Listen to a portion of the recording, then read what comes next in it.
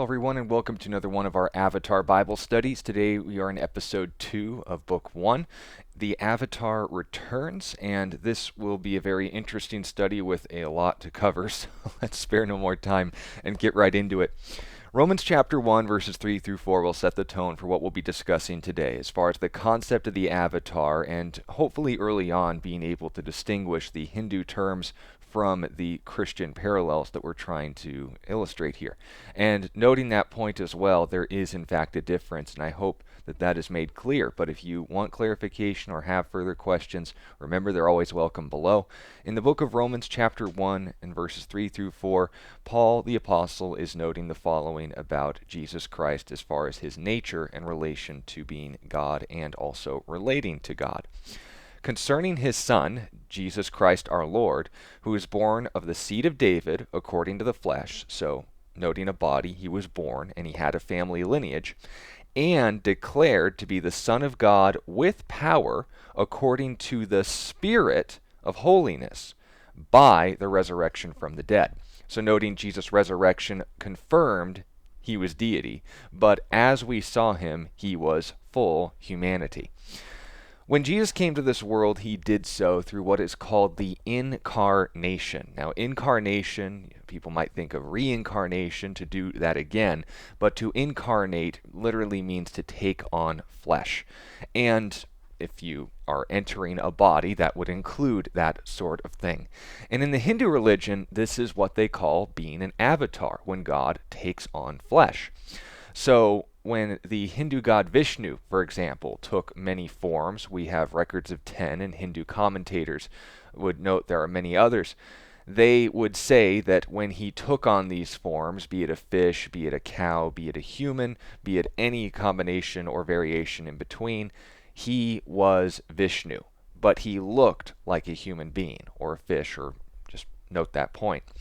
This may sound familiar to those who understand that Jesus was God, but also became a man. But they make the mistake of calling Jesus an avatar, in the Hindu sense of the term. And there are going to be 3 reasons why that simply isn't the case when you understand the assumptions that Hinduism makes about life, about God, and about human nature. And ironically enough, we're going to use Aang to show the difference between the two. So starting with the nature of life and how Hinduism presents it as opposed to Christianity, and which is more in line with what we saw in Avatar: The Last Airbender, specifically episode 2 of book 1. We first need to draw attention to Aang's first interaction with the Water Tribe of the South. They rejected him. His claim to be an airbender, let alone the avatar, put all of their lives at risk. And out of a deliberate value of their lives over his own convenience, he chose to leave. Now, when they saw, and when Aang saw specifically, their lives at risk at the hands of Zuko, he chose to intervene and surrender himself to their custody in order to spare their lives. While the value of life on principle is something that Christianity and Hinduism both have in common, this scenario would actually have been condemned in Hinduism, referring to Aang intervening or leaving, depending on his detachment from the situation. And while that would be the case in one instance, it was exemplified in Christianity, but we'll get to that in a moment. According to Hinduism, and one of their most primary sources, especially when it refers to the avatar, we're not talking about the Vedas or the poems, we're talking about their sacred text, where the life of one of their avatars, Krishna, was recorded for us, his teachings, instructions, and example, give us something to work with as far as what an avatar is and isn't. So in Bhagavad Gita, chapter 4 and verses 7 through 8, Krishna made the following observation to his disciple Arjuna. Whenever there is a decline in righteousness and an increase in unrighteousness, O Arjuna, that at that time I manifest myself on the earth. Again, this is Krishna speaking as Vishnu. To protect the righteous, so note that, to annihilate the wicked, and to reestablish the principles of Dharma, remember that word, I appear on this earth age after age. Now, within the sacred Hindu text, the claim and the purpose for the avatar appearing on the earth in any capacity is to do the following: to re-establish the principle of Dharma. This is the same word translated as righteous or virtue. So, dharma or adharma, a negative prefix for dharma, which would be virtue or vice, would essentially be what we saw Aang doing. The avatar showed up to protect the righteous and to annihilate the wicked. So what's the problem? Well, the problem is that we have to assume. Note, this is what we're addressing here as far as the nature of life. What is meant by right and not right? Because while it is the same in Hindu text as far as what's defined as righteousness, we need to understand we're assuming Christianity when we say that there is a right and a wrong way to do things, and you can react to them accordingly. Because according to Hinduism, that whole concept is thrown on its head. Going back to the Bhagavad Gita, chapter 2 and verse 50, the observation note is made: one who prudently practices the science of work without attachment can get rid of both good and bad reactions in this life itself. Let me say that again. The one who prudently practices the science of work without attachment, what's the goal? Can get rid of, that's the purpose of this, good and bad reactions in this life itself. What were Aang's reactions, good or bad? Either would have been the wrong way. Therefore it says, strive for yog, which is the art of working skillfully in proper consciousness. They refer to this as enlightenment, and you can cross-reference this as well in chapter 3 and verse 34. Now note, the wicked in Hinduism aren't those who go to war or attack tribes with less power. The context of this statement was when Arunja was worried about going to war with the tribe that included his family. And the avatar Krishna explains to him in this passage that the right path is being unattached in your actions, whatever they may be. Not the good or bad actions you commit, but the virtue in Hinduism is to not care. Note that. The goal of Hinduism is union with Brahman and to cease to exist. You can go through the Gita and see this trend repeated over and over and over again. The wrong and right words, as far as what things you're going to do, the wrong or right things rather you do, are inconsequential. When it comes to the goal of Hinduism, it's not to be right or wrong. It's to be enlightened. And Aang and Sokka, according to Hinduism, were the villains in this scenario because they were attached to those in the village. The Avatar should have just annihilated all of them, yet instead resolved the situation through self-sacrifice and valuing the lives of the Southern Water Tribe by giving into the desires of the Fire Nation. You note the premises of Hinduism and the claims of Krishna, and you realize this is all a big mess. But from another paradigm, this actually ends up making sense, which is what brings us to the Christian perspective on life. In the Gospel of Matthew, chapter 13, verse 53, the following is recorded about Jesus and his early ministry. Now it came to pass, when Jesus had finished these parables, so he'd been teaching, that he departed from there.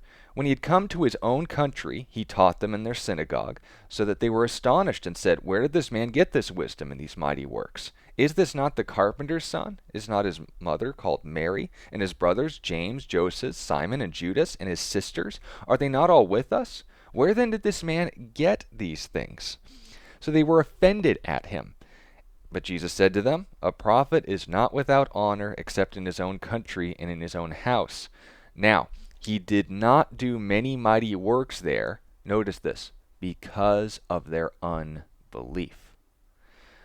Much like Aang, voluntarily leaving the water tribe when they didn't want him there, Jesus left his own hometown of Nazareth because they didn't believe in what he had to say. He had a purpose to fulfill. He was going to do the right thing. And when that purpose wasn't being fulfilled, he respected their desire. Notice he didn't condemn it. He respected their desire for him to leave, and he went to Capernaum. and the work of God was accomplished as a result. Now, another example in the Gospel of John, chapter 8, verses 3 through 11, note this and keep in mind Aang's intervention, because these are two parallels. Aang's leaving of the water tribe, Aang's return to the water tribe. Why? In the Hindu paradigm, it was a complete mess. It totally invalidated the purpose of what the avatar was meant to fulfill. But when Jesus came to this world, he incarnated. Notice the example that he sets in his return to the water tribe, if you will. In John 18 and verses 3 through 11, it says, "Then Judas, having received a detachment of troops and officers from the chief priests and the Pharisees, the religious rulers, he came there with lanterns, torches, and weapons. Jesus, therefore, knowing all these things would come upon him, went forward and said to them, 'Whom are you seeking?' You looking for the avatar?" They answered him, "Jesus of Nazareth." Now, pay close attention here. Keep in mind what happened when Aang intervened with Zuko. Jesus said to them, "I am." And Judas, who betrayed them, betrayed him, also stood with them. Now, when he said to them, "I am," they drew back and fell to the ground. Now, this is hilarious. Then he asked them again, saying, "Whom are you seeking?" And they said, "Jesus of Nazareth." And Jesus answered and said, "I have told you that I am. Therefore, if you seek me," notice the similar phrasing, "let these," referring to his disciples, "go their way, that the saying might be fulfilled which he spoke, of those whom you gave me, I have lost none." Then Simon Peter, having a sword, drew it and struck the high priest's servant and cut off his right ear. The servant's name was Malchus. So Jesus said to Peter, "Put your sword into the sheath. Shall I not drink the cup which my Father has given me?" Now, much like Aang's surrender to the water tribe, we see the same factors and motivations demonstrated by Jesus. Like Peter, Sokka wasn't going to accomplish anything, and Jesus reminded him of that. Airbender style, he reminds them of who is in charge by first, before they go to arrest him, knocking them all down to their feet simply by stating his name. This is the reference to how God introduced himself to Moses in the Exodus, the I am. You'll notice in most translations it says I am he, but the he is in italics, meaning that was introduced for grammar. The statement that Jesus literally made, "Ego e me," I am. So notice that point first. But on top of this whole situation, stating his name, going airbender style, knocking all the firebenders to the ground, same thing that was done by Jesus, but note this point. He also clarified the same thing that motivated Aang. Let these go their way. And I quote, "If I go with you, will you leave them alone?" Well, Aang, that sounds a little attached, don't you think? Understand that like Aang, Jesus knew exactly what he was getting into and that he was going to come out on top of this exchange. But the emphasis wasn't on the annihilation of evil people who have attachments like the Hindu avatars are meant to accomplish. It was to peacefully surrender himself to his enemies in order to accomplish and fulfill the purpose that we're going to clarify in a moment. So noting that first point, the value of life, is a very different paradigm for the Hindu avatars and what Jesus demonstrated in the Incarnation. We saw that demonstrated with both his reaction to leaving the water tribe and returning to their rescue. But going on to the nature of God, as was stated earlier in the Gita, the avatars are all the god Vishnu that came to this world at various times and forms. We have 10 examples, and commentators claim there are more, that what he did was to annihilate those with attachment and reestablish the Hindu system of not caring about what you do and why, the principle of Dharma. This deity, known as Vishnu, or whatever god was behind the avatar that another sect would focus their attention on, would make some people think of the avatar state, that when he showed his true power, that God was acting through him. We'll get into more details as far as the avatar state and its function when they're actually addressed in the episode we're talking about. But what we know from today's episode, that Aang just had power that he wasn't aware of. He was given, and notice this is very important as far as the difference between the nature of God in Hinduism and the nature of God in Christianity. Aang was given a power apart from himself that was from his nature as the avatar. Yet, separate from him, as Aang could do things that Aang alone couldn't do, knowing nothing about waterbending. In Hindu sources, any miracles the avatars performed were entirely from them and deliberately sourced by them.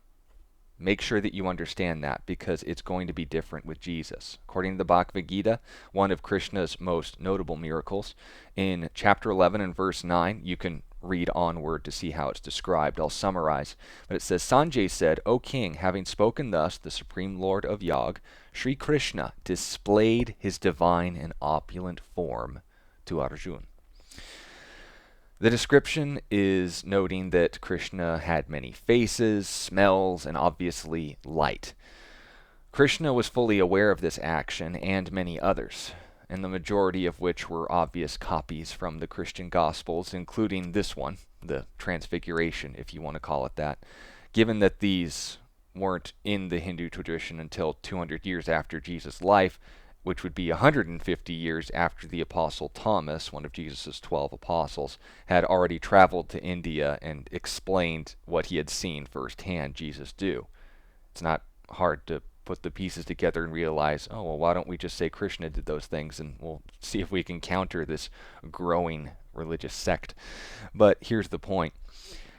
The miracles that came from Krishna were willfully done to his full knowledge, along with every other one. When the many-headed serpent tried to crush Krishna, and then he grew to be a giant size so that he could release himself. And then he started dancing on the serpent's head in order to defeat it. This was something that he did willfully, not out of necessity to fulfill his purpose.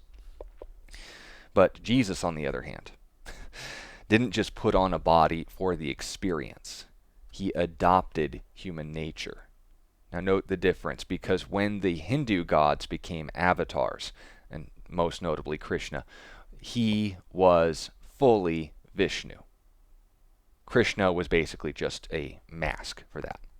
But when Jesus incarnated, he didn't just retain his deity, but he adopted humanity. That is an important difference. In John chapter 5 and verse 25, Jesus speaking said, Most assuredly I say to you, the hour is coming, and now is, when the dead will hear the voice of the Son of God, and those who hear will live. For as the Father, notice the terms in relationship here. Jesus is the Son. He's speaking of the Father as if it was another person apart from him. For as the Father has life in himself, also he has granted the Son to have life in himself, and has given him authority to execute judgment also, because he is the Son of Man.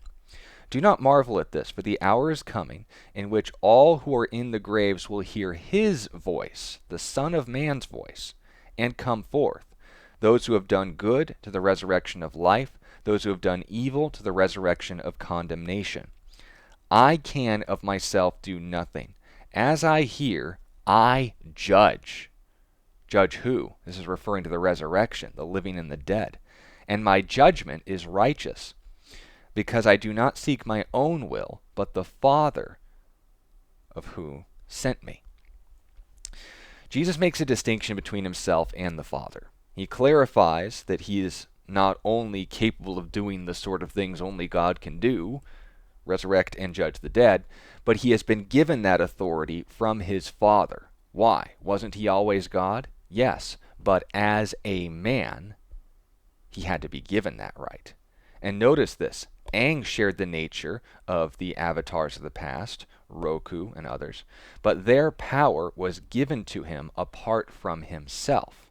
Notice that, because, like Jesus, he didn't perform miracles because he was a man.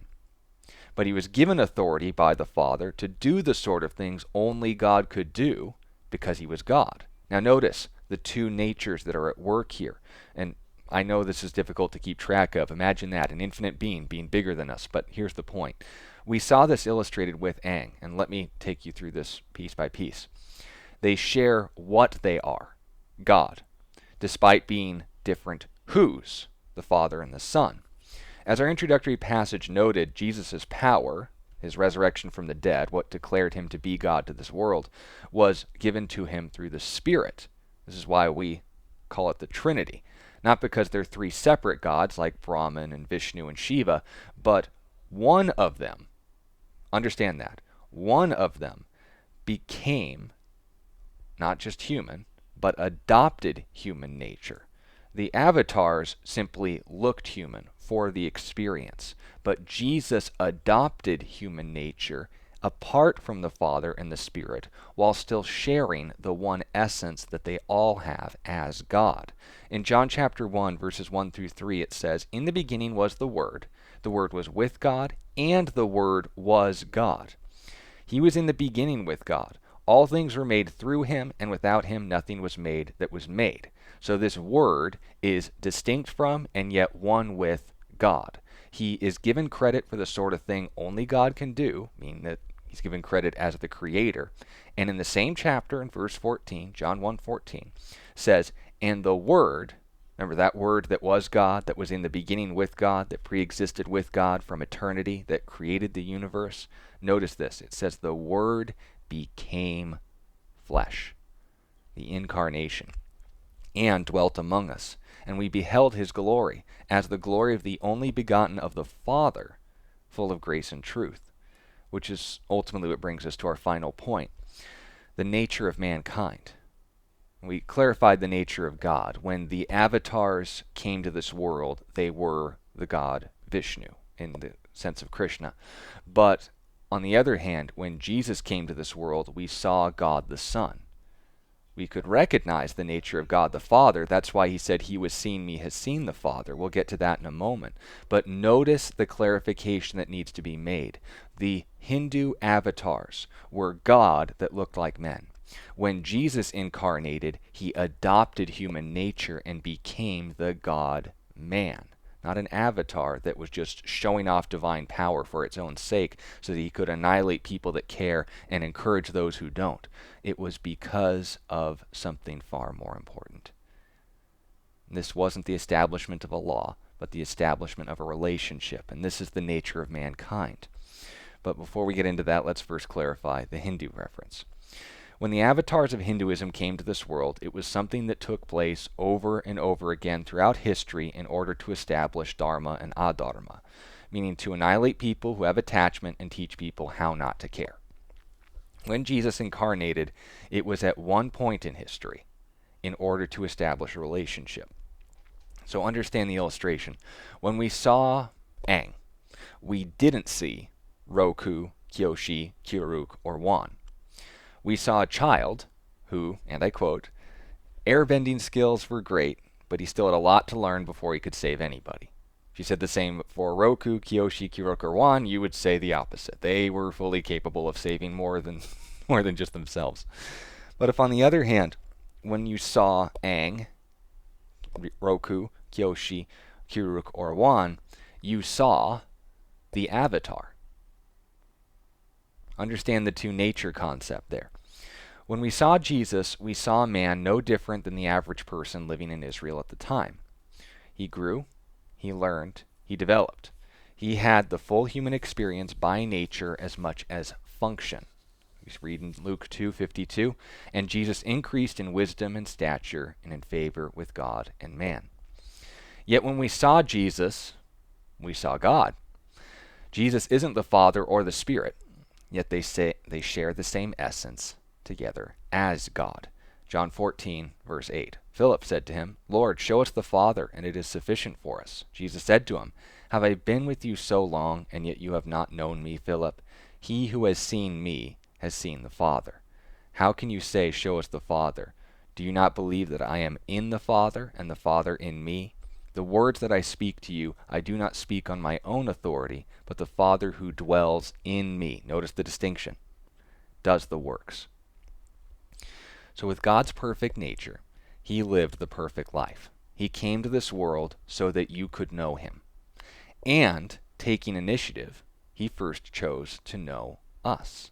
In Hebrews 4 and verse 15, "For we do not have a high priest," referring to Jesus, "who cannot sympathize," meaning understanding not just through head knowledge, but through experience, "with our weaknesses. but was tempted in all ways as we are, yet without sin. So don't fall for terms like avatar and think it's like Krishna. He's just a being with power that showed up looking like us one day. The avatar in this series paints a far better picture of the God who not only entered into human history, but also into human nature. Not only so that you could know him, but that so he could understand you. God was the only one in all of human history who was exempt from suffering, yet voluntarily became a part of it. So when we ask the question, where is God when things go wrong? Well, we can look at both scenarios with the Southern Water Tribe. Noting the times that he intervened, it was great. But noting the times as well when he departed and things went wrong, who was the one who made that decision? We'll be able to discuss this more, and I encourage those conversations to be had in the comments one-on-one so that I can specify perhaps more personal details if you wish. But when we're talking about this issue, understand the distinction can't be made more clear. We won't be talking about Hinduism and making the comparative religions and going this long every single episode, but where it is relevant to note the distinction, I'll be sure to quote chapter and verse from the Hindu sources before I make any quotations or claims from the Christian sources in comparison. To the Hindus listening, I hope this is taken as a measure of respect for you, and that I am, in fact, noting that Christianity and Hinduism aren't the same. Otherwise, we'd both be Christians. But noting that point and difference as well, I want to thank you all for your time in listening to this study. If you have any sincere questions, and I guarantee you there should be, about the things that we've discussed in this study, or perhaps other biblical themes that you may have noticed in the episode, I'd be happy to discuss them with you in the comments below. I want to thank you for your time again. I want to remind you that Jesus loves you, and that unlike Hinduism, that's not a sin. The call is for you to love him back. It's the very reason we were created, to not only restore that relationship, but that so that we could know the one we were created for, and that is God. Not to become one with him and be annihilated, but to ultimately know that relationship for which we exist, and will continue to exist forever. I look forward to the next time we will be discussing these episodes, and until then, God bless you, and I'll be looking forward to discussing these all with you again very soon.